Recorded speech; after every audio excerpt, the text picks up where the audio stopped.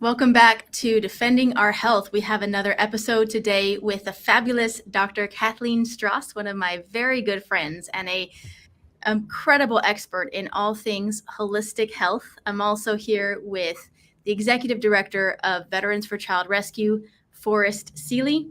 My name is Kim Kelly. Today we're excited to talk about various strategies and practical tips for people wondering why and how and where to begin on their journey to holistic health. Welcome, Dr. Kathleen Stross. Love having you back here. Thank you so much. I appreciate the opportunity as always. And I think that there is a palpable excitement when people find a place where they can start thinking like, maybe this is a tribe where I can start to feel better. Maybe this tribe of people understands me. Maybe I can be vulnerable here, and maybe I can hear some things that'll help me on my journey to feeling better. So thank you for joining us. Thank you for this opportunity and for the insights, Kim, that you and Forrest will share as humans on this road to feeling better. I think I've got a lot of things to unpack today, but really my goal is to just start the conversation. We're all interested in self-improvement, but we're not. Oh, sorry, my computer just went completely black. Okay, there's a force after us that doesn't want it to work. Are y'all good? We're good. We're good. You're not Okay. moving, but we can hear your audio. Oh, wait a minute. I see that. I don't have video. Let me Oh. remove you and put you back in and see if that worked. Your screen is black that I see. Maybe try turning your video off and then on. We'll see if she comes back in. But in the meantime, we've gotten a lot of feedback from people that are interested in being healthy and in theory want to be healthy, but don't know where to start, or it's too overwhelming to even start somewhere. People feel like they're either too far behind or just truly don't know where to start. So, Forrest, in your experience, I know you've been on a journey to improve your health as well. Do you want to talk to us about what that's been like for you and what some challenges you've had that we could help other people navigate? Well, for me, I grew up as an athlete at the high school level. I went on to college playing football at University of Houston. And so a lot of that came very natural to me. And then after I got out of college, and I call it the middle part of my life, I kind of gained a bunch of weight, and I thought I was healthier than I was, but I really wasn't. So there are a couple of things that when people ask me, what do you do? There's certain things that I cut out of my diet that are very simple. No fried foods, no sodas. Were a couple of things. No bread. As little amount of bread. But the other thing that I did that was very helpful, and I lost 50 pounds doing this, was to put together a schedule. Every Sunday, I would put together my workout schedule, and I felt like if I put it down on my schedule, that I was going to do it. And what I tell people all the time, well, what if I don't feel like doing it? I might just start, because I could tell you how many times I've gotten down to do push-ups, pull-ups, or whatever it is that was on my workout. I would say, I don't feel like doing this. And then I would say, well, that's why I'm going to do this, because, that little voice inside of your head is saying, you don't need to do this. Look at what you've accomplished in your life. And I felt like that was the battle. Okay. When I started running, I got me a running watch, and because I hate to run, and I hate to, and I like to bike, but I started watching the metrics on my watch, and it became very interesting, because when my cadence got to be, if my stride was too far, I was burning too much energy. So my heart rate would go up. If my cadence was off, my breathing was off. There were all these mechanics that I learned, and it was really all about the mechanics. And so you got to put some really good music on, some uplifting music. I think that's important for people to understand. And one thing I will tell you this is, I put some praise music. I started doing it about 6 months ago. And there's a little bit measurable difference in my workouts. It's not a lot, but right now I'm kind of fighting the getting older part of my life and slowing down. But those are the things that I did. It was put together a schedule, listen to good music, start.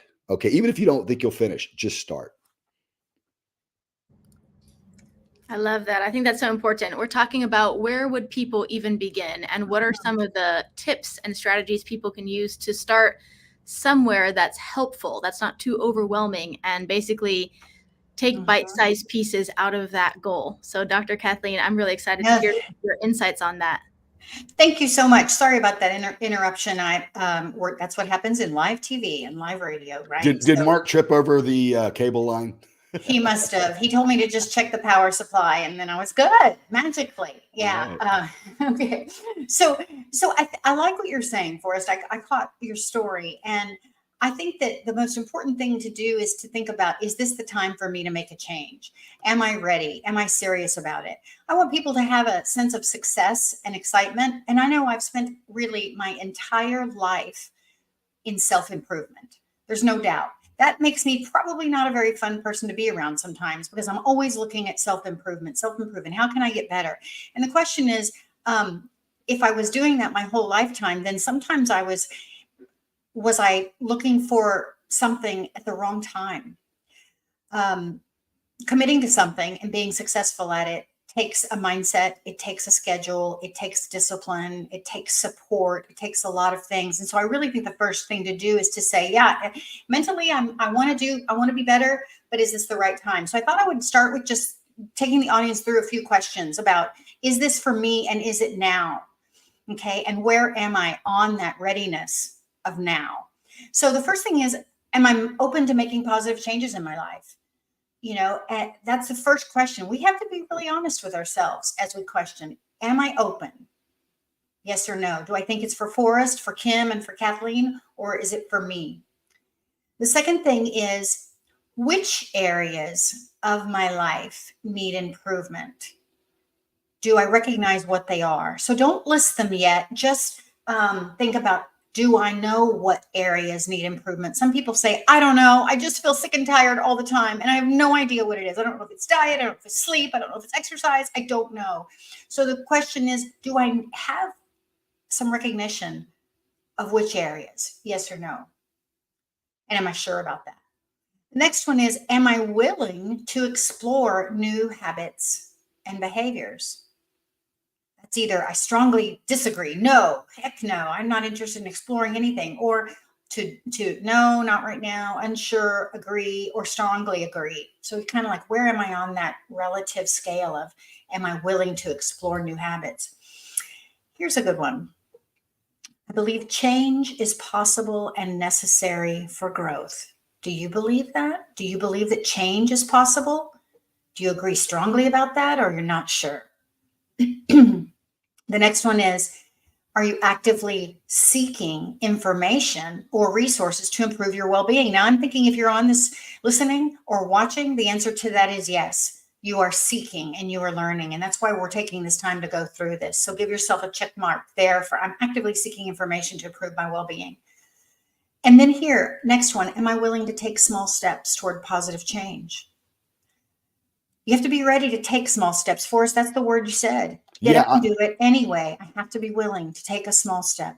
Oh, and can I say something about change? Yeah. I think that people, a lot of people, they're afraid of change. And in my viewpoint of life is change is always happening. And if I were to do a math equation, change equals opportunity. Okay. If you have something in front of you, presented in front of you, and you have to make a change, you can avoid it.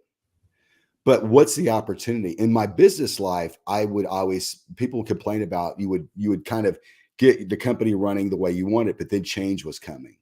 And I always said, man, there's always opportunity when there's change, because you've mastered what you're doing. So change, if you're running, and it's funny, I had a friend that was a runner and he was really struggling. He was a marathoner. He was really great. And so his trainer made him start walking. He's like, what are you talking about? I'm going to make you walk. You're going to walk a lot. And I thought that was the strangest thing. Well, ultimately, the plan they put him on improved his running. Yeah. And so I think that people, that really stuck out with me. Do not be afraid of change. I like that. I do like that. And I think about my daughter-in-law is about to have her first baby, and that is a change that's coming. If she was in this conversation, I might say, is this the right time for you with the change that's coming to start a whole new, wellness plan, diet change, exercise plan, whatever, starting a new job, or if you're in the middle of, it's certainly all these changes. they do present an opportunity, but sometimes the opportunity is to say, not right now. This isn't the right time for me to be successful. So I want to just acknowledge that. And that's okay too, Kathleen, because I tell people all the time, you're not competing with anybody. When you're on this self-health journey, the only person that you're competing with is yourself. And that's what you're measuring. Your whatever results that you're tracking, that's what you want to be. But if one day you get up and you're just, if you're going to go 6 miles on a bike and you're at 3 and you're like, I'm not feeling it, well, get off the bike and walk the rest. You don't have to beat your record every day. So you're right. There are some times, and you have to listen to your body. You got to listen to those voices, and not the ones that say, there's different types of voices. There's that voice that says, oh, you have nothing to prove. You don't need to do this. That's not a good voice. Then there's that other voice. Now you've been injured. You're an athlete. Well, there's 2 types of pain. There's that pain like, this is damage. Or there's that pain's like, oh, I pulled something, but I got to push through it. Or my muscles are aching. So it's kind of the same thing, that emotional thing. You've got to understand which voice you're listening to, which one are you going to succumb to, and which one are you going to challenge. That's right. That's the next one. Am I committed to my personal growth and development? If you're committed to it, you're going to be able to do that. The next one is, am I actively seeking support and guidance? Do I know? Am I connected with someone or something that's going to help me make these positive changes? Then am I willing to adapt my mindset? Because if you're going to be successful, you do know that you're not going to only make changes to your routine, but the way you think about things, the way you treat yourself, the way you care about yourself, and the way you consider those voices in your head or those fears and doubts, right? We have to get them to recognize who's taking control. So there's a lot of mindset work. Are you willing to do that work? And am I aware of patterns or habits that hinder my progress? I like being open to that because, believe it or not, the more we understand recovery, the more we teach clients to not only accept or forgive, but to expect relapse. And what I mean by that is expect temporary failures, especially when we make lifestyle changes for better health, meaning that it's progress, not perfection. You've heard that. Progress over perfection. It's also a realistic approach that helps break it down for people. And if you mess up one time or eat the thing you're not supposed to eat that one time, you didn't ruin the plan.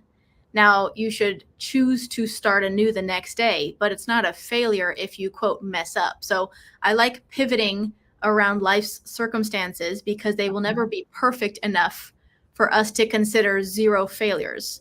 But the point is to stay committed and keep going anyway. That's right. So by doing this process today, even if you decide it's not the right time for me today to start a radical change, however, the fact that I'm ready for it when it's going to happen means that today I start change because I start planning for the day that I'm going to implement my plan. Let's do this baby example. So the baby comes next week and she's going to commit to, she wants to get into yoga and she wants us to commit to that. And she's committed to now starting that at 4 or 6 weeks from now, let's say. That's still making a change because if you're not ready to implement all the things, gym membership, or I got to wait for that Pilates machine to come in, or I'm going to fix my bike. I have to, there's all kinds of excuses. I have to save money to buy some new running shoes, whatever it is. And we're sort of focusing on the physical things right now. And there's a lot more to it, but your mind can begin getting prepared. You can commit to it. You can learn about it and you can start the plan. So we're able to look at people about how successful are they going to be in making these changes by looking at their answers to those questions that I took you through there. And let me just share with you that the science behind readiness to change. How ready are you? There's interesting phases about this because this is what's really important. It's not about what we're going to do. It's about how ready are we for it? And do we have what it takes? Remember, my purpose in life is to show you already have everything within you need to feel good again. So we know you have it in there, but are you in touch with it? And are you ready to make it happen? So some people are in a phase called pre-contemplation phase. That means I'm not really looking for change. My mom made me get on this podcast and listen. My sister sent me this link to this new fangled, lifestyle enhancement program. I'm not thinking about it, but other people are thinking about it for me. That means you don't really have an intention to change, and you don't have awareness of what you need to change. You just hear a lot of chatter out there about that you need to, right? Maybe like a smoker who says, I'm not really considering quitting. Nope. I've done that before. I've quit a bunch of times. I'm not considering it again. Okay, so that's pre-contemplation. Those people, others want to make a change, but they're not there. The next one is contemplation phase. That means I think I need to change and I'm considering it, but there are some pros and cons. This is where your voices in your mind start to go. Can you afford it? Do you have time? What are you going to have to give up to do that? Do you really want to? Will you stick to it? You've tried it before. You're going to fail again. You fall off the wagon. You get on the wagon. You fall off, whatever. You're never going to have the discipline Forrest Seeley does to take 50 pounds off. Nope. He just says, I'm going to do it anyway. I could never do that. Okay. So I'm thinking about it. I know there's a need. Then beyond that, what do you think's next? It's called preparation phase. Means I'm ready to take action and I'm ready to plan specific steps and gather resources. Hopefully, if you're here, you're preparing to change. Go ahead, Forrest. I see your lips quivering. Well, no, I think that's where when you pop back in, that's why I make a schedule out for the week. Yes. Because I feel like I'm making a commitment. I'm making that commitment to do what's on my calendar. And it's easy to ignore that. And, like I said, the biggest thing that I fought against was my own voices. And so it got to be a game for me, because here's what I tell people.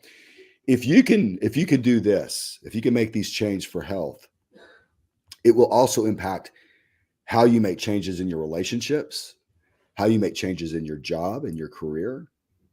Because what you're doing is you're taking your formula that you're laying out, Kathleen, and you're executing it. And you can't be too hard on yourself if you do fail. Okay. What'd you learn from that failure? So if I ever put anything on the wall, it would be discipline equals doing the things you need to do before the things you want to do. And I think that's probably my observation of people's biggest failure is they want to do what they want to do versus what they need to do. So how do you, I would ask you, Kathleen, is this something you witness? And if so, how do you counsel somebody to rewire? That's great. That's a great question. These are dynamic stages of readiness to change. And they are really the basis for the evolution in behavioral science. And so this is actually called the trans-theoretical model of change. I mean, it's highly scientific, highly studied in how to move people from one place to another. You want to know the absolute magic sauce to moving someone from one phase of maybe pre-contemplation to preparation or action? You want to know what it is? Yeah. How do I do it? You can't. Right. Why did I say that? Why did I say that? You can't. I can't. I have a concept that stuck with me about, I believe it was from Tony Robbins, where there's a concept of subconsciously, we do things to move away from pain and towards pleasure. That's a human need. That's a basic human instinct, whether it's subconscious or not. Now, when it comes to something like quitting an addiction or deciding to change your lifestyle into one that's more healthy, let's say that right now, in your mind, you're addicted to soda, something that really has a hold on you that you don't want to give up, but your doctor says you should. Now, that person is going to have a very hard time giving up the soda until that thing, the soda, becomes a point of pain that essentially forces them to make a change. So subconsciously, if we are still associating that guilty pleasure with pleasure, meaning, yeah, but I love soda. Yeah, but I don't like water. Yeah, we're making excuses for why we need this or want this. In our head, we will be unwilling to essentially depart from that addiction. What are your thoughts on that? No, I think that's perfect because the overriding mindset is it's not hurting me. Even if we say it's not hurting me yet. Okay. sedentary lifestyle. It's not hurting me yet. When I retire at 50 something or I start hurting, then I'll start exercising. I'll have time to catch up. So it's always, I think we know as rational human beings, it's not hurting me yet. And so it's certainly a crossroads or a fork in the road of, if you don't quit smoking, you're going this way. If you don't lose that weight, you're going this way. Those forks in the road, they are crises of health. A crisis situation makes it easier for us to make a decision. And obviously in the wellness realm, we want people to make that decision sooner so they can benefit from the freedom and the benefits of feeling good. So the reason I said no one can make them, that was a little bit tongue in cheek, that we can't move. I can't do anything to give someone healing or wellness that doesn't want it. That is a true statement.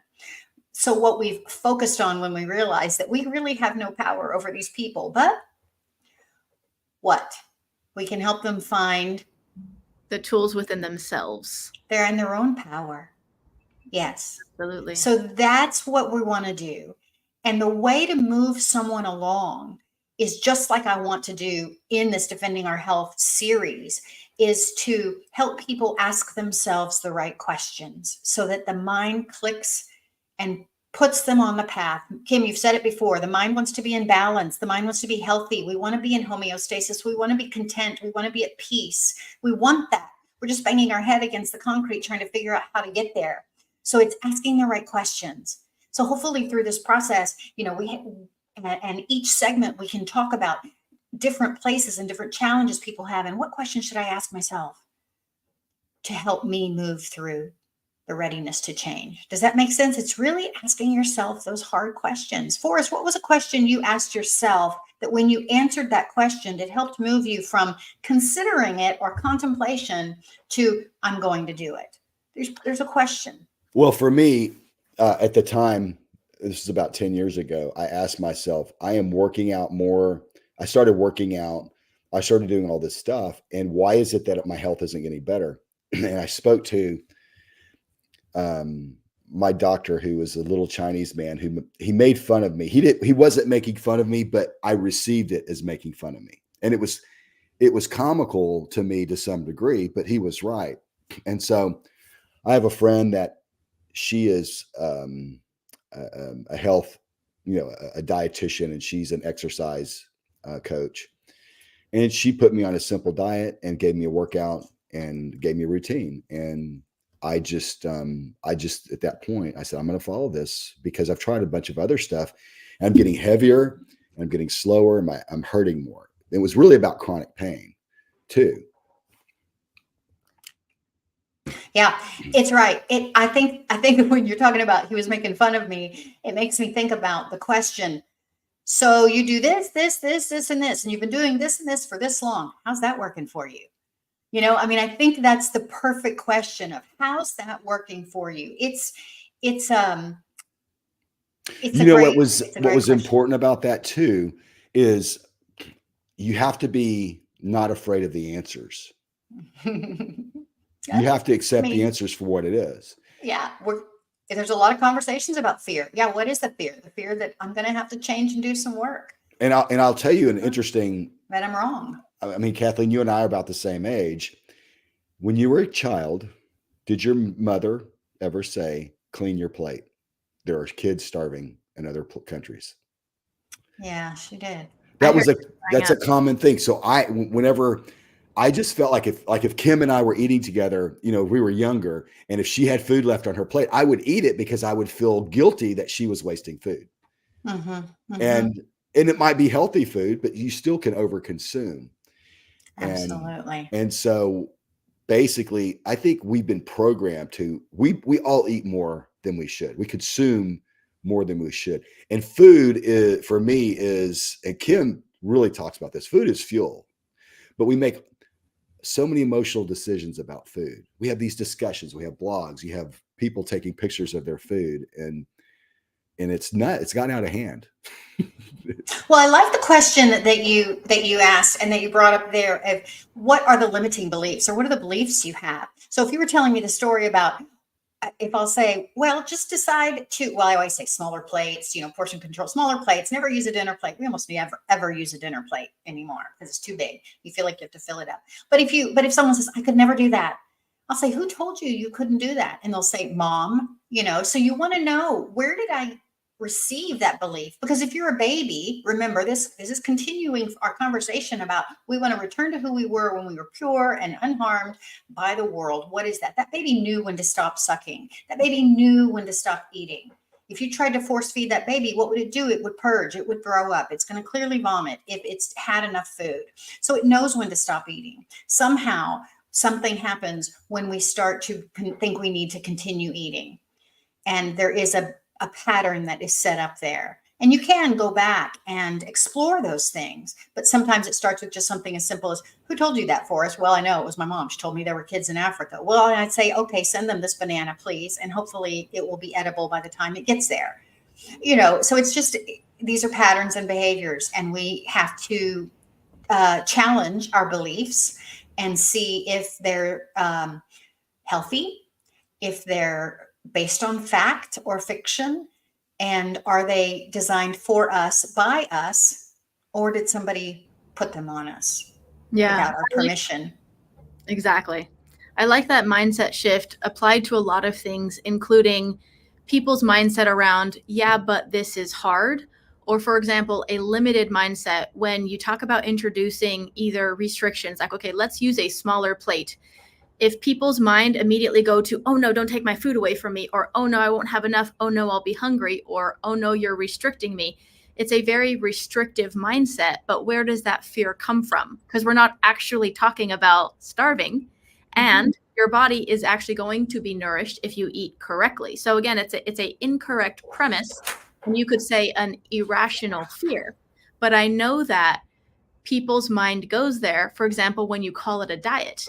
Kathleen and I worked on a program a few years ago, and it's called an elimination diet, for people who don't know what that is, where you take out foods that are likely to cause allergic reactions or allergens, and then you eat very clean and slowly reintroduce those items back in. So we're talking dairy, sugar, gluten, all the general alcohol, right? So you eat very clean, you slowly reintroduce these. When I first tried the program, because it was called a diet, it sounded restrictive and like, this is going to be a drag, and I'm not going to be able. I thought I was going to go into something very restrictive. When I started eating those foods, it was actually very nutritious and satiating. And since then, I was already eating healthy, but I wasn't eating the right way for my body. So since then, I have a completely different relationship with food, and I really enjoy the foods that I eat on a frequent basis. But it was a mindset shift. And I remember talking to you about the name of the program. Let's not call it an elimination diet, because that sounds kind of overwhelming and not that fun. Let's call it a holistic health reset, something more about we're resetting. So you put in the mindset a temporary connotation of a reset, a shift, not a elimination diet where you're taking things away from people, but where you're resetting their health. I think that mindset is not really a trick, but that the difference in that mindset helps people be more accepting of the shift. Well, sure. It absolutely is. And guess what? The name of the program, Holistic Health Reset, is still the name of this holistic program and journey that we're helping people on. We might have had a different approach a few years ago, but today is the day for us to begin helping people find that holistic health reset. And I think it's still called that. Kim, I'd like to point something out that you said is very, very important. And Dr. Kathleen, I think you will agree with me, because Tim James, one of our other hosts, said this to me on my health coaching. Quit saying this is hard. Okay. Right. Because he would ask me about the week and various things. And I said, it was hard, but I did it. He's like, quit saying that. Because it wasn't, was it? Well, why'd you say that? And I think what we've been programmed, a lot of it, our behavior is programmed behavior. And that's what my friend helped me do, was not look at the normal programming. And it really isn't that hard. It's no different than Kathleen and Kim. If you wake up in the morning, are you going to have a good day or are you going to have a bad day? Whatever you choose, you're going to reap. So quit saying things, this is hard, or I'm to this, or I'm to that. Whatever it is that is the first thought in your brain about those things. I think that's simple. You're kind of setting the tone. And once you start reprogramming your speech, then you'll start listening to those positive, when you ask those questions and those answers may not be, they actually may be a surprise. The answers to your questions may be a surprise, but I think you'll be in a better place to entertain them, talk about them in your head, to explore them, as you were saying. So right. I was kind of playing with a friend of mine who wanted to make health changes and said, I think it was about giving up sugar we're talking 3 to 4 weeks during this reset. And she was saying, oh, that's hard. I don't want to. So her immediate reaction was, oh, I don't want to. Right. And I said, look, you've given birth before. Childbirth is hard. Giving up agreed. sugar for a week isn't hard. You've done this. That was hard. This isn't hard. This is just a shift. This is a reset. This is a challenge. But even to your point, Forrest, what you tell your mind really matters. And if you were to question that narrative, is it even accurate? Are we even telling ourselves things that are true, or are we somewhat exaggerating emotionally and our brain is listening? Yeah, it's almost like it's almost akin to if you were put on you made the choice to drink only water, and you could say this is hard. Well, it's not as hard as if you were in the desert and you had no water and you knew you had to walk 20 miles to get to water. You would do it. That is hard. Having to drink water all the time isn't as hard as because we're making it hard in our own little mind. And I struggle with this all the time. I catch myself saying these stupid things. And so, I'm trying to reprogramming my, See, the words. Not stupid things, even then, right? Right. That's right. You're not stupid. It's funny. I can say yes and yay to most of what you're saying, most of it. But my experience has evolved that a little bit further. So if you would consider this, for some people, telling them, don't say that, say this. Don't think that, think this, is not the way their brain's going to learn. Okay. Some people, yes, they can do that and they can believe you. Yes, I'm going to attract what I say. So I can't say it's hard and whatever. And so your coach was not wrong. There are other people that we've learned we have to take a different approach with. They will eventually get to that place where they know that those words don't sit well with them. But the way to get them to that place is not by telling them to do something different. Okay. I'm just talking technique now. So so I'm glad that worked for you. Some people would never be able to get there with just being told, don't say that, don't think that, and whatever. Instead, sometimes for some people, we teach them to have and receive, accept, and don't judge whatever they feel like, whatever the words are, whatever they are. It's hard. Yeah, it's hard. So, so it's like, it's going to be saying that everything I feel and everything that I receive and everything I'm thinking, I don't have to judge, and it doesn't have to dictate my action. So what if we said and challenged you this way and said, yes, it's just hard, but your feeling about it does not have to determine the action steps you make.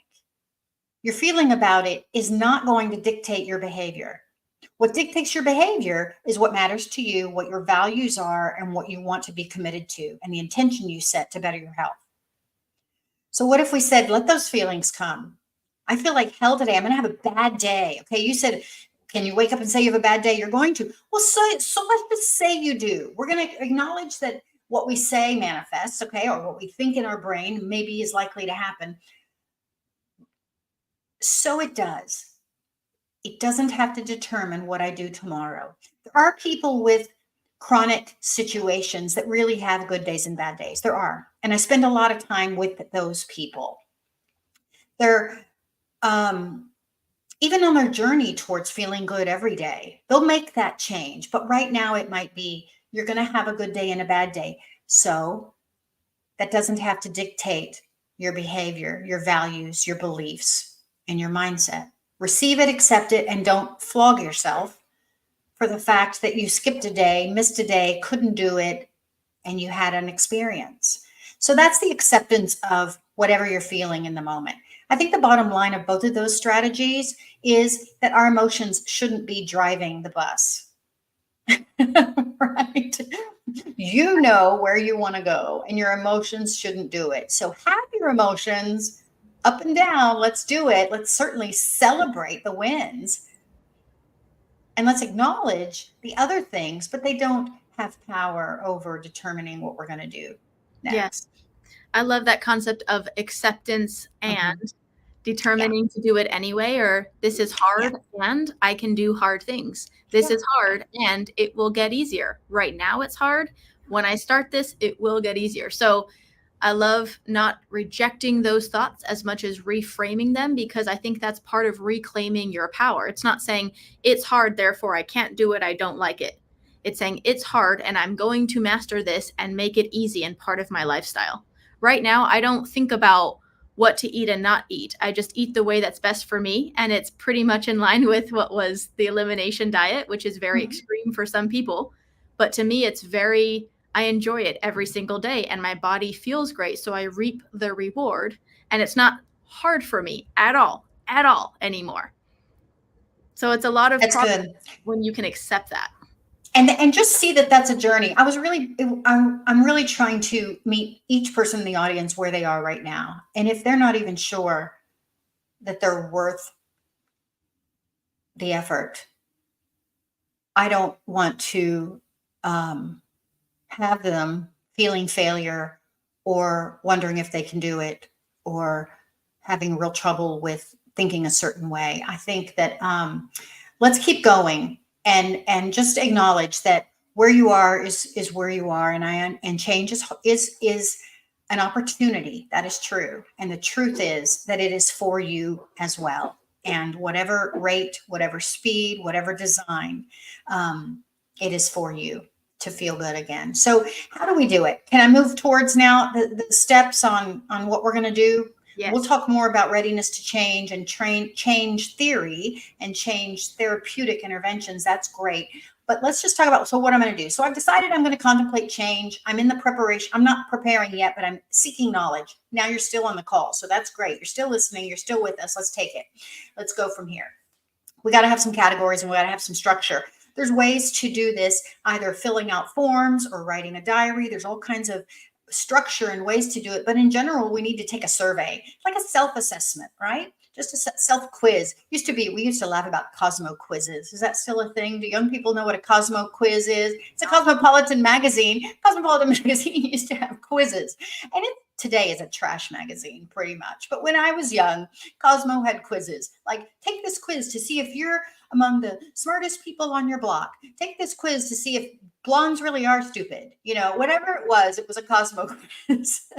But I'm aging myself. Forrest, are you nodding? Is that a Cosmo quiz? My wife used to talk about that. My sisters talked about it, and yeah. I'm sure it was, do this to find out if your brother's stupid, sort of thing. Yeah, always just a quiz. Today they do these, but on social media, 10 questions to find out if your brother's stupid. I like that one. Okay, well, so here it is. This is a self-assessment. We're going to look at just some broad categories. I'm going to go through all of them first to just tell you what they are, and then we'll be able to see where we want to stop. But let me just list them out. We're going to ask you to look at your nutrition. Assessing your physical health starts with looking at your nutrition. The second one is, what are you doing with your body, and are you exercising? And sleeping is next. It's in there. Next, we go from physical health to emotional well-being. Are you spending time in mindfulness, meaning I'm aware of what I'm feeling and I'm thinking about the experiences and really kind of living in the moment? The second part of emotional well-being is emotional awareness. Am I aware? Am I even acknowledging feelings that I have? People have lots of reasons to have shut that down in their life. So opening up and giving yourself permission to have awareness of your own emotion might be the place where you decide, hey, I need to work on that part.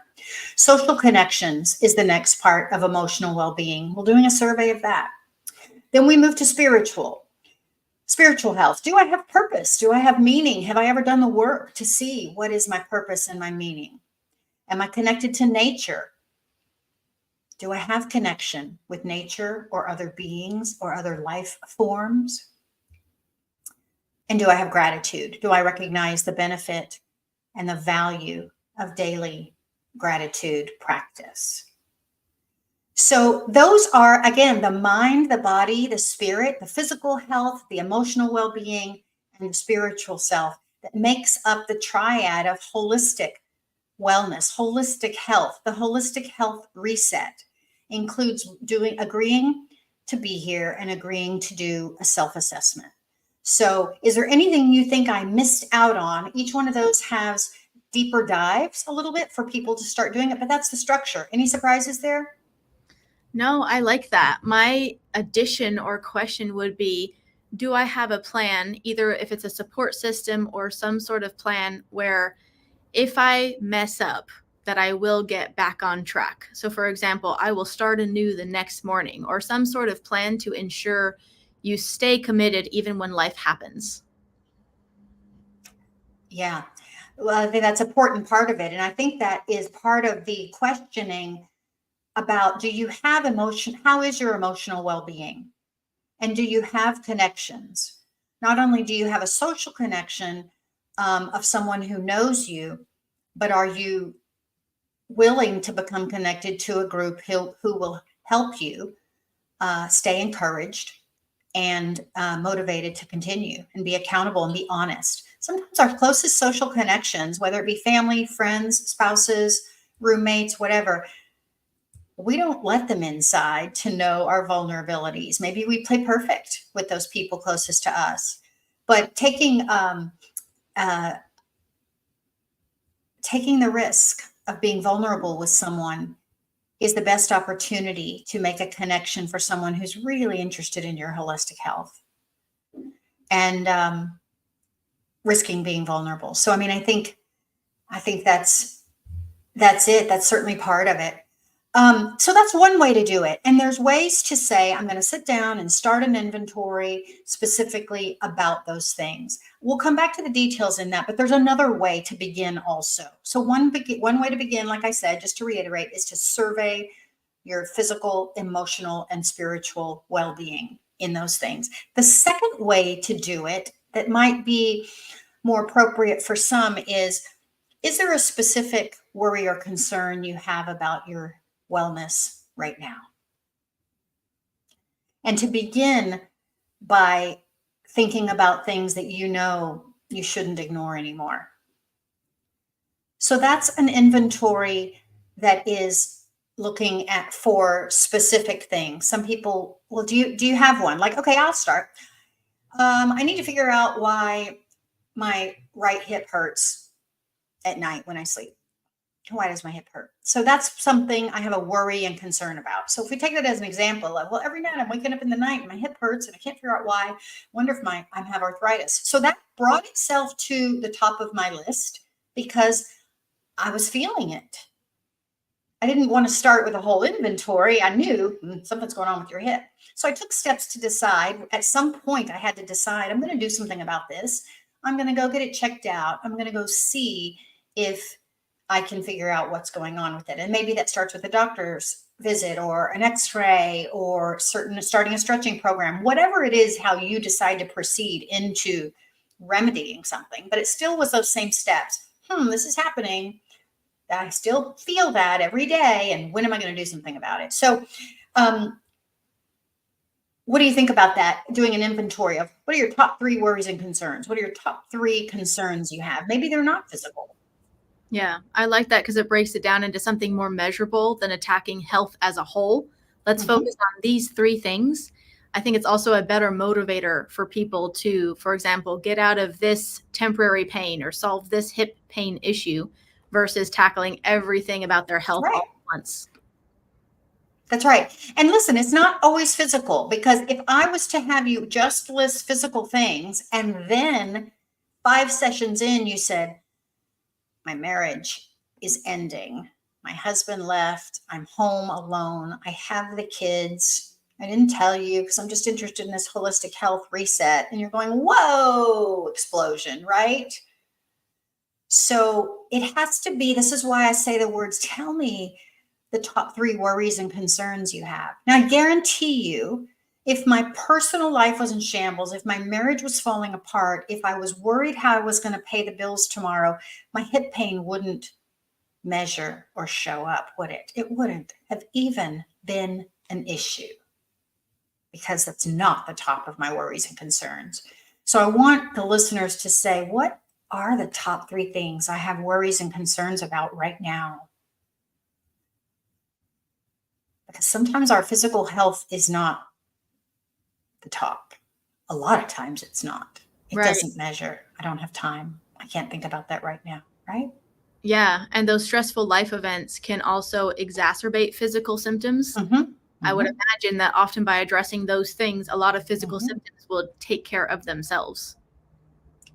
A lot of times they do. And if they don't, it doesn't mean that shouldn't be addressed first. Let me give you a real life example of a coaching client that I have who reported to me because someone said she can help you with dizziness. That's a real broad thing, dizziness. 1 in 3 people will have it in their lifetime. And it's the most common thing that people go to the doctor for on this planet is dizziness. What is it? You know, it can be a million things, right? That's a whole thing. So he said, Kathleen can fix my dizziness. And I've been to every doctor on the planet who specializes in all these things, and he's still not better. Well, I knew that maybe his physical symptom wasn't where we were going to start because from Johns Hopkins to Mayo Clinic to USC, they had all done all the testing and he wasn't better. So he came to someone who was going to go, okay, I'll write down dizziness, but tell me the top 3 worries and concerns. And guess what? Here is the story. For 4 years, his wife has progressive Alzheimer's. He just had to move her out of the home into another place where she could get the care she needed. And he was trying to figure out what he was going to do and how he was going to breathe the day she stopped. So the doctor, MD, never gets to ask that question or doesn't do that. They're chasing physical signs and symptoms and complaints that are within that very limited physical body. Was he dizzy? Yes, absolutely. Did he have symptoms we needed to fix? Absolutely. But the physical body wasn't the place to start. So, in essence, if you are having these stressors, your blood pressure could be up. There could be a number of physiological changes that are impacting your balance. And the doctors were looking at it like they were mechanics, and you're looking at it holistically. Yes and no. I mean, certainly, no, he had cardiac workup, every kind of workup there is. So sometimes the doctors do show you have high blood pressure, and we're going to figure out why, and we're going to know that those stressors will be contributing to that. So yes, that's pretty objective. But sometimes the doctors' things say there's nothing happening, or there is. I mean, actually, in my opinion, regardless of whether there are absolute objective physical test results that show abnormality, regardless of that, we still have to acknowledge the fact that a major stressor life event is happening in the life, and it can be causing measurable signs and symptoms of physical unwellness, or maybe it's not a measurable cause. It doesn't mean the person's not experiencing them. It just means our tests don't show. I tell people this all the time. Just because your tests are all normal doesn't mean you're not dizzy. And it also doesn't mean there's nothing wrong with you. So I'm going to give you that. There's something wrong.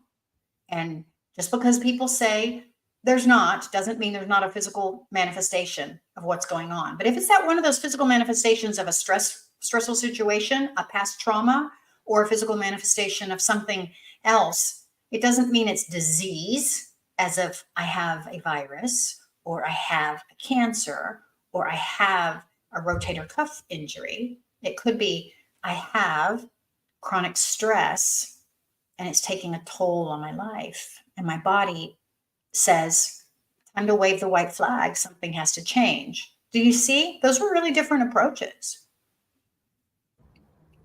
Yeah, Indeed. absolutely.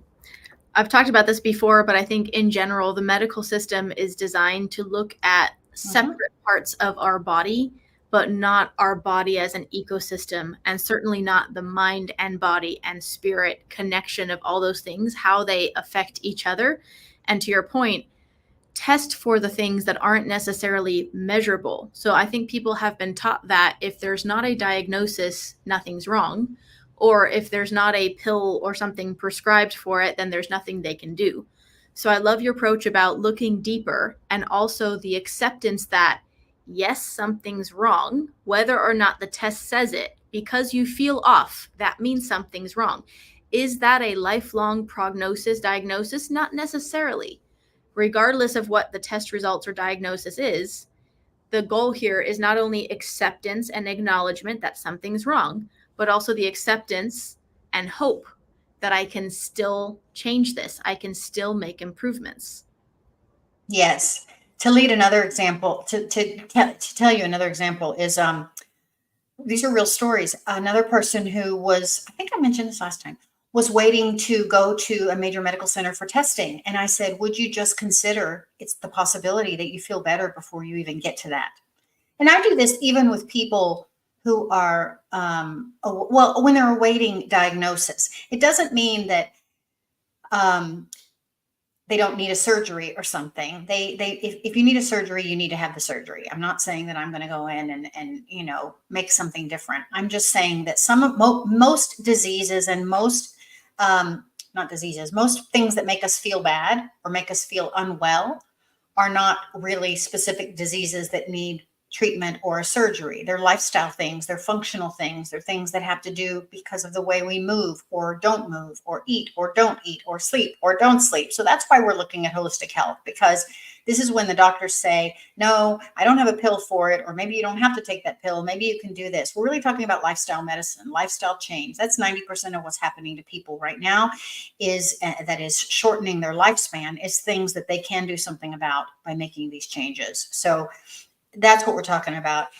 I want to continue to move towards how you would do a physical inventory. So after you say, well, a second way to do it is list the top 3 worries and concerns and then see what comes up. It could be situational, it could be physical, or it could be whatever. There's another way to do an inventory in the beginning, and it's just looking at symptoms, and it's a symptoms questionnaire. There are all sorts of symptom questionnaires, but there's one, Kim, you might remember, called the multi-system questionnaire. It's called an MSQ. It's available online, or I can share a link to it. But it goes through all the parts of the body. This is looking at physical body symptoms and asks you questions about anything from itchy ears to stuffy nose to bloating and water retention to fatigue. So it asks you, are you under energy, for example? It'll say, are you feeling fatigued and sluggish, all the way to, are you feeling hyperactive?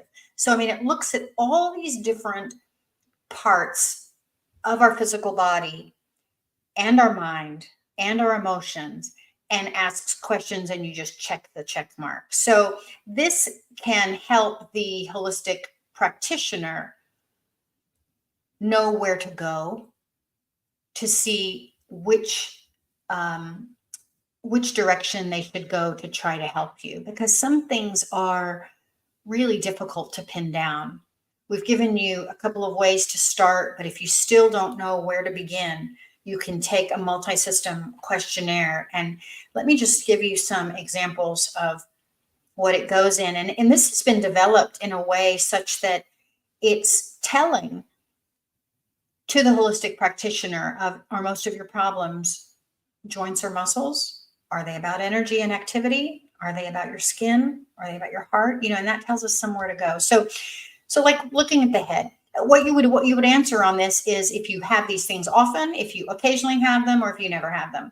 So we'd start with head. Like, do you have headaches? Do you feel faint? Do you feel dizzy?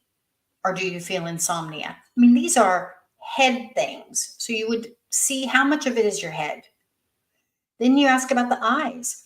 Do you have watery or itchy eyes or dry eyes? Are they swollen, red, or sticky? Do you have bags or dark circles? Looking at the ears, I said itchy ears, earaches, ear infections, drainage, ringing. And then you go to the nose and so on through the systems. Because each one of these tell us about something going on in your body. In your lungs, do you have chest congestion? Do you have asthma or shortness of breath or difficulty breathing? About digestion, do you have nausea, vomiting, diarrhea, constipation? So this is a survey of all these symptoms. Joints or muscles, looking at weight, looking at activity, energy level. Do you have sluggishness, fatigue, apathy, like I don't care about things, or lethargy? Am I hyperactive or restless? Then it does have some questions about your mind. Are you concerned about, do you have trouble with your memory, concentration, confusion, difficulty making decisions? How about your emotions? Do you have mood swings, anxiety, fear, nervousness, anger, irritability, aggressive, depressed? So this is a survey that just is check boxes of common symptoms. And delivering this to your holistic health practitioner or whoever's helping you on your journey is a good way to help them know where to focus in. Okay. It doesn't necessarily give you a physical diagnosis or a medical diagnosis. Hopefully that person that you're walking with will let you know when you need to do that. But if you want to begin your holistic health journey, that's another way to do it. I like that, not only because there's a lot of things, like you said, that are difficult to measure otherwise. So this is a good way to take an analysis of where you currently are, but also to encourage people with their progress, because sometimes it's not losing inches or making massive, obvious changes. But if you have less fatigue, maybe other people won't notice, but you will. If you can sleep better, if you have less indigestion, those are things that aren't necessarily measurable in general test results, but they're measurable in personal evaluation.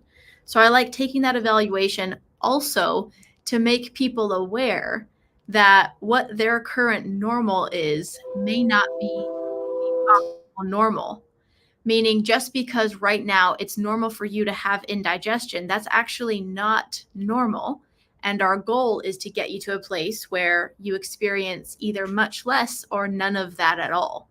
So sometimes people aren't aware that, for example, yeah, I'm always in pain, but aging, I'm 40 years old. Yeah, I always wake up in pain, and I say, no, I don't know. Thankfully, I'm so grateful for this, but I'm in my 30s and that's not just something that's supposed to happen as you age. It's important to do that. You're right. So these tools are definitely used as to help you become aware. Because if you're not aware and you're not ready to make that change, then this will help you become aware, and then it helps you measure the progress. Because what if you remeasured after 3 months? And this is a real thing that I have people do in my practice. This is a real thing. You do it when you come in, and then you do it 3 months later or 6 weeks later. It depends on what we're working on. And sometimes you forget, oh yeah, I forgot my ears don't itch anymore. Oh yeah, I forgot. I haven't been this anymore. So, because it's true, we want to, excuse me, there's the train. Someone.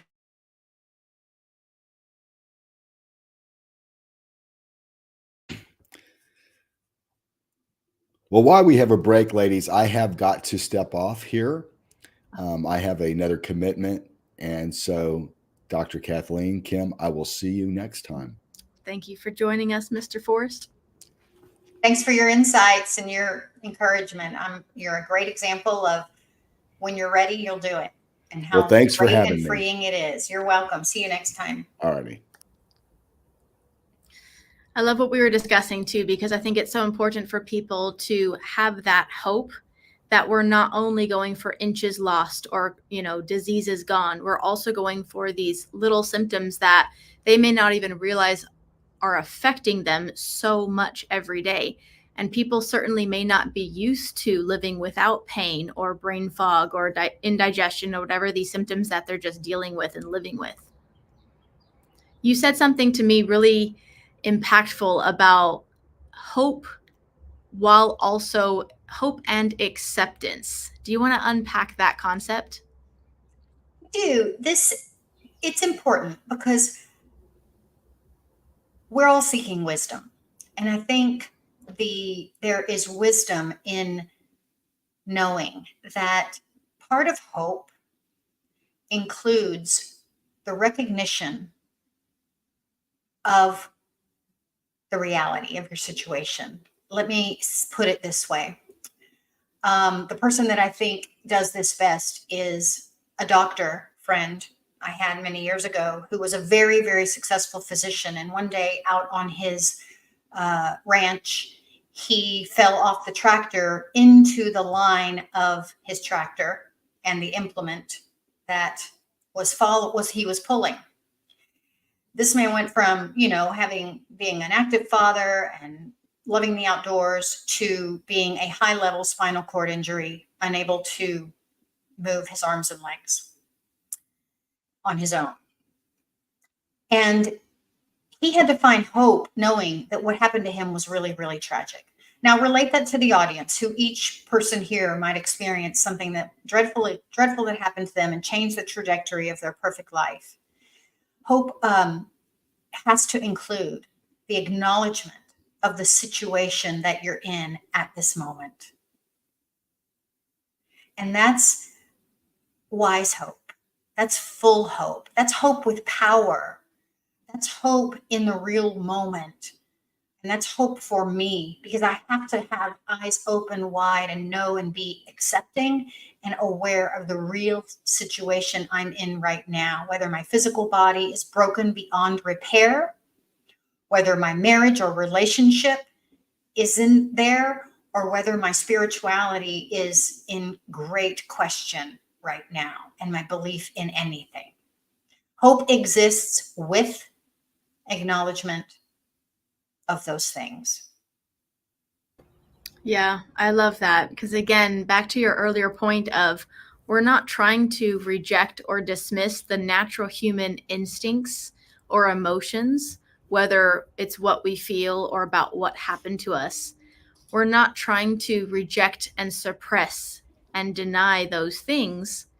We can accept those things and choose to heal anyway, or overcome, or make the effort, or start somewhere.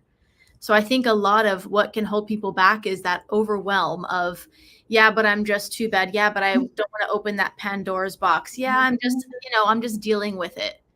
But when they can at least accept that something happened or multiple things happened that have caused this thing, which is right now causing discomfort or pain or suffering, we're not saying it didn't happen, and we're not trying to downplay its impact. We're saying yes, and you can still make progress or lessen the pain or improve your health. That's right. And taking steps towards that includes the acknowledgement and the confronting of the brutal facts about what has happened to you.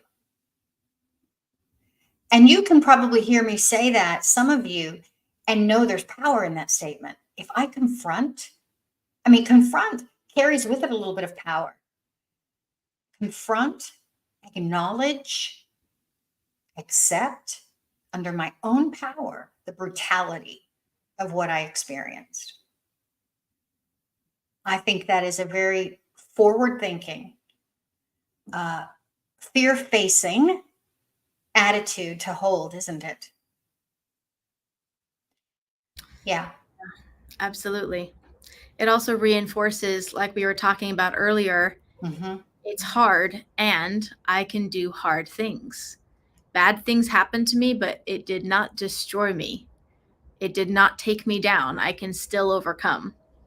I think people need that empowerment and also that reminder, because we're human and life happens and legitimately interruptive things happen. All of us try our best or want to try our best. Sometimes there's a lack in motivation. Sometimes there's a lack in discipline and other things. But also there needs to be that tolerance for life happens and it's not going to be perfect. There are tragic, terrible things that happen to people who don't deserve them. We have to figure out a way to still operate in our power and in a way that retains our personal responsibility in whatever role we're playing, whether it's our mental or physical health. Yeah, exactly. And when we get people to the point where they say, I'm holistically healthy, I made it. I mean, is there a day when you go, I did it, I'm done? I don't know. you can get to a place where you say, I'm content. I have everything I need, because your mind changes in the process. I mean, I could say, I'm finished. I've arrived at holistic health. Does that mean I'm free of pain? Does that mean I'm free of everything that could present a challenge for me? Absolutely not. Remember, I've said this before, and I always will say it again and again, that quality of life can be improved and quality of life can be optimal, even in the presence of disease, symptoms, or disability. So my quality of life being optimal has very little to do with whether or not I have 2 functional legs or 2 functional arms. Or eyes that work. I've worked with some of the most amazing people in the world, and we talk about this quality of life. And those who are active in disability circles and legislation and advocacy, most of them have a disability, but they teach other people how to fight for that quality of life that comes even in the dire brutality or brutal facts about their situation. So we have to know that. Now, the way to do that is, and I was reminded of this earlier, so I'm going to segue right into this because it matters about, well, who am I? What am I? And what does the definition of health mean to me? So when you were talking about inches and whatever, if I said, my best self is 5'2", 121 pounds, full, thick head of hair, and perfect vision. Okay, so if that's who I am, then it's true. I may never be satisfied or have a high quality of life and a contentment and satisfaction if that's what it means to be me. So explain that. You're saying if someone has a specific requirement for what it means to them to be healthy, they may never be satisfied if they think something's missing without those perfect things in alignment. Is that correct? Well, that's right. And so if you gave them all those things, they might find that that's not really who they are, because who we are is not what we look like. It's not what we do each day. Who we are, my purpose is not that. My purpose is bigger than what I do each day. Who Kathleen is more than the fact that she's talking on the radio or YouTube today for a certain amount of time. Who I am, what I'm worth, what my purpose is, goes well beyond the demographics or the test lab results, numbers, measurements, psychometrics, whatever it is. Who I am is more than that. And you want to have an experience with that? Go spend time with someone who is in a wheelchair and can't move below their neck. Go spend some time with someone who is blind and that has purpose in their life. Sometimes we get all caught up in our Western perfection and our ideology of what we want to be and what health and wellness looks like and what perfection looks like. And we're so off base. Go deeper. What does wellness mean? To me, I'm a whole and free woman. That's what I am. I'm whole and free. That's who I am. It's independent of the numbers. And I'm here, as I said, I told you, I'm a whole and free woman, and my purpose is to show people that they already have everything they need within them to feel good again. And if I wake up and do that every day, it doesn't matter if I'm up 5, down 5. I choose to be in a wellness state, and I choose health. So it's not hard for me to stay where I'm steady because I've done the work. But I couldn't get to ideal weight and stay there until I was 50. Why? Because circumstances. I had reasons, I had excuses, I had things blocking me, big things blocking me. And because I've been there, I feel like I can talk to people who say, I'll never be ideal weight. I'll never be. I can tell you, I said that. I was a physical therapist, health coach, whatever, and still carried extra pounds. Why? Boy, that's a whole nother story. That had nothing to do with what I was eating or what I was doing or what I believed or what I knew. It had to do with something deep, deep, deep, deep, deep inside me.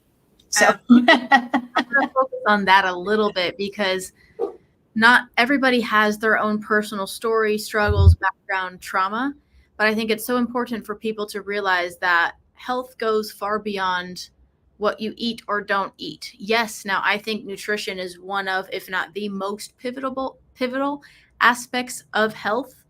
However, there's all these other things that could be somewhat less tangible, more energetic, even about our mindset, about our choices, about our past traumas that are influencing us to the degree that it can present in the physical, but that we may have to address not so much physically, but more holistically. And that's why I think that the holistic approach to health is so necessary, because it goes beyond physical health.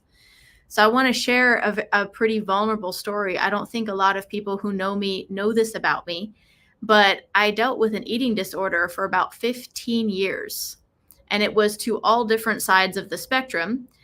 And I want to explain what helped me heal that, because first of all, I'm very passionate about helping people with these types of mind over matter things. But like you, I'm coming from a place of understanding what it's like to be there and feel stuck and feel like this is not something I'm going to overcome. I'm just going to figure out how to live with it or deal with it. So the concept that I'm about to unpack is that this issue, the eating disorder I was experiencing, was not the spoon's fault. It wasn't the food's fault. And the issue wasn't even food. The issue was, we'll just call it mindset, and I'll explain. Now, I went through a very traumatic childhood, and that's a whole other story. But in my teenage brain, because things were so chaotic and out of control, I found this one little thing, basically this thing that's not a big deal, food, that I made a big deal in order to divert my focus from the chaos around me so I could focus on this little thing instead of the big thing that was actually insurmountable and very traumatic that no child should experience. So first of all, it was a deflection of the real problems I was facing in life. Now, as a child, there was not a lot I could do about that situation. So I found a way to sort of deflect and hide in this, we could say, vice. Beyond that, there was this need to have control because things were so chaotic that I could control what I ate or didn't eat. So again, it was a way of deflecting from the actual problem. Now, the third thing here, again, it really didn't have a lot to do with food. It had more to do with my emotional relationship with food. When things were hard or stressful or chaotic, again, I could deflect instead of facing those things, instead of dealing with it. And again, I'm giving myself so much grace because as a child, I didn't have someone to help me through those things. I didn't have a safe adult. I didn't really have a healthy way and a healthy outlet. So often when we look at vices, it's not really that the thing you're doing is so bad. It's more about what you're deflecting from and also your relationship to that.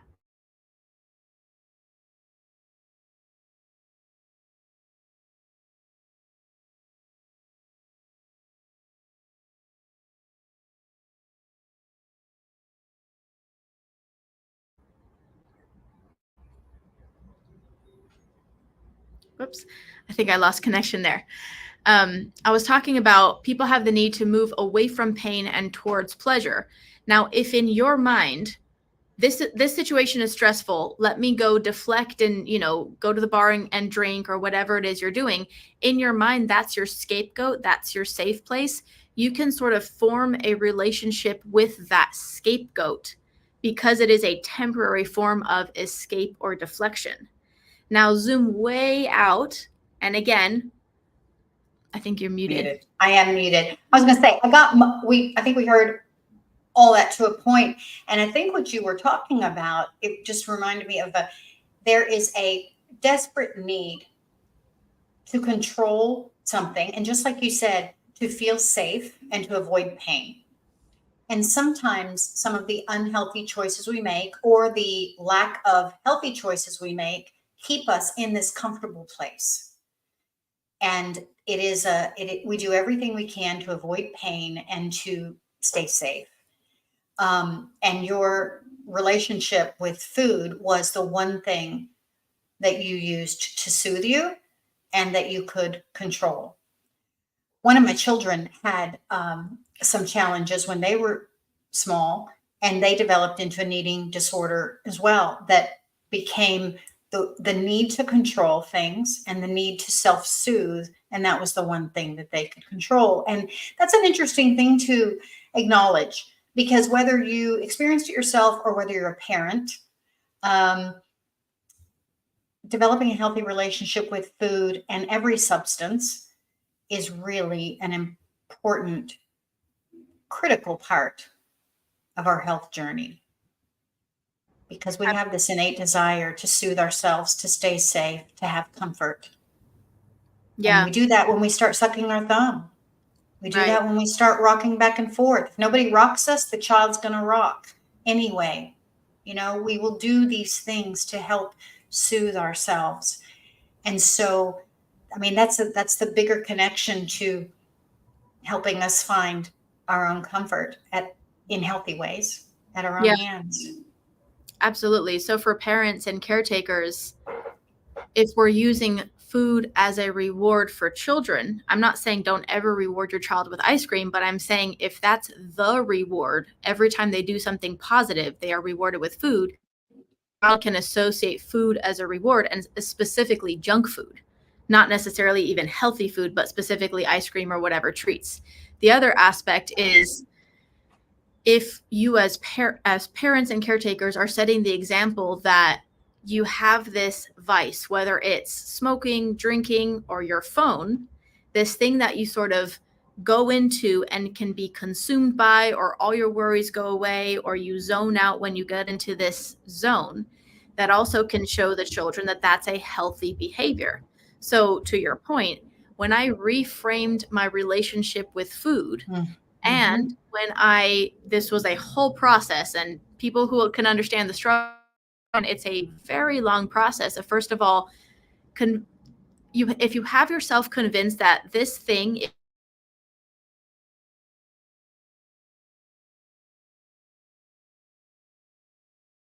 bad, you may never be able to resolve that issue or find a way to associate it with pain. So comparing this to something like, let's say, a sugar addiction or smoking or something that's very significant, you're trying to break that habit when it comes to health. In your mind, getting it to the place of maybe finding that why, that reason, where it's beyond, I just want to stop doing this.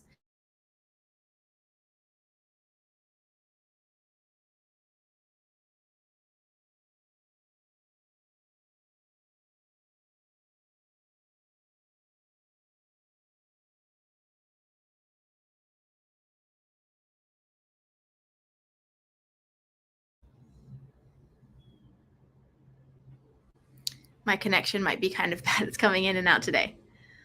Does that make sense, though, about the mindset regarding the relationship with whatever the device or the habit we're trying to break? I think you're muted. There's a responsibility on the other end of making that change and making that awareness. What's the responsibility we have by looking at what our habits are? I remember one day when I was in a professional conference, and it was about how to become a rock star speaker, right? So I'm studying about how to become a rock star speaker and all these things about success. And it was a international group. It was a great course. I guess kind of like if you said you went to a Tony Robbins thing, you were talking about that earlier. It's kind of one of these things. I mean, a hyped up kind of speakers conference, but there was this very, very mysterious man there who was watching people very deeply. He was there for the course, but I thought he's trying to sell some insurance or something, right? You know, I mean, you know how sometimes people are there not from themselves, but they're going to be wanting to network and sell their product. And so I kind of pegged him. And that was fair to a point because he had his own coaching or psychotherapy practice in Hollywood. That's a true story because I looked him up. But he also was just watching people, and he was pretty intuitive. And I had participated pretty actively in the conference. I'd get on stage without fear. I would talk. I would put forth my ideas, and things were going very well. But he came up to me at lunch one day and asked me directly, so what is keeping you from taking off that extra 20 or 30 pounds? What's keeping you from taking off that weight? Why are you still holding on to it? And by him asking me, why are you still holding on to it? It was so direct. I could have said it was rude, it was forward, it was forceful, but it was a direct question. Why are you holding on to that? It's like asking the alcoholic, why are you still drinking? It's like, what are you afraid of? What are you avoiding? Why are you still eating like that? Why are you still not exercising? Why are you still in that relationship? I think that those are questions we are afraid to ask ourselves. And it's good to have a friend sometimes who will walk right up to us and ask us the obvious question that we're afraid to ask ourselves. Why do you still stay in that unhealthy relationship with whatever that is? A substance, a phone, a drink, a food, a relationship, whatever. And then we're like, I don't know. Why am I? Yeah. Is it serving me? What is it serving me with? Or what is it helping me avoid? And what is the fear of freedom? Freedom can be scary, but freedom is worth it.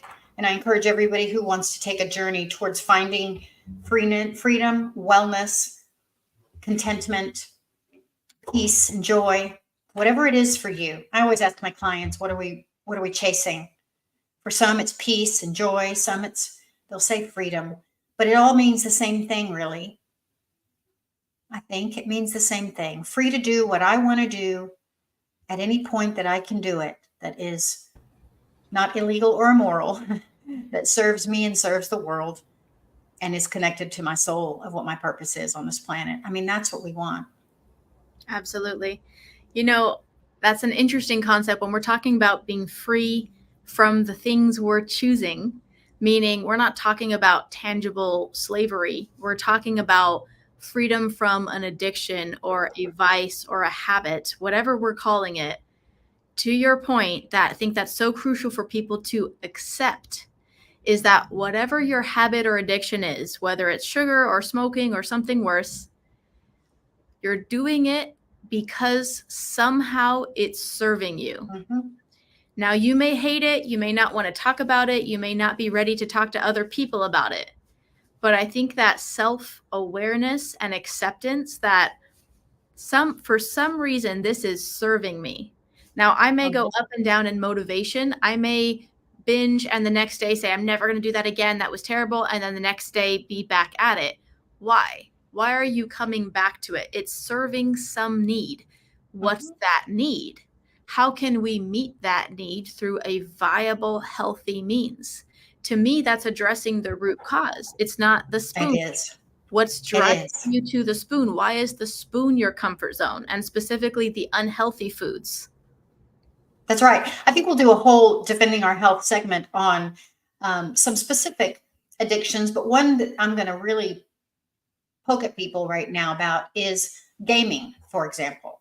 What am I getting out of the 6 or 8 hours a day I'm spending gaming? Now, I'm not talking about me personally. I'm saying that this is the I in many of you listening, and of many people, or in our kids, or in our nieces or nephews, maybe in our spouses. Grown up people are spending 6 to 8 hours a day gaming. They're getting something and they're avoiding something. Start there. We do that. We need to do that with ourselves. What am I getting and what am I avoiding? So I'm avoiding pain, hurt, change, effort, and I'm getting something. So those are good places to start with lots of habits. And certainly the addiction to computer games and social media and things like that is a choice. And it's the new unhealthy relationship with food of our time. It is unhealthy relationship with technology. And it is as epidemic as the obesity epidemic is with junk food, if not more, and has more, I'd venture to say, more long-term health impacts than the bad food revolution. Oof, I agree with that. As always, I've really enjoyed this conversation. I know there's a lot more we could unpack for the different, we've touched on some things today that I think are important to continue talking more about. So for the viewers and listeners, if you guys have questions, if you want us to talk about more specific topics or something that piqued your interest, please send us that feedback. You can leave a comment or just let us know. And Kathleen, I want to give you the floor to close us out with some practical steps for people. Maybe it's a recap, or maybe it's something you haven't shared yet for people who are overwhelmed or don't know why or how or where to get started. What are your top 3 recommendations for those people? Yeah, my top 3 recommendations is to hear me, if you don't know already, that you are worth it to make the effort to do this inventory and to take steps towards your future. You are worth it. The second thing to hear is that there is someone besides you who knows what you went through and what you're going through.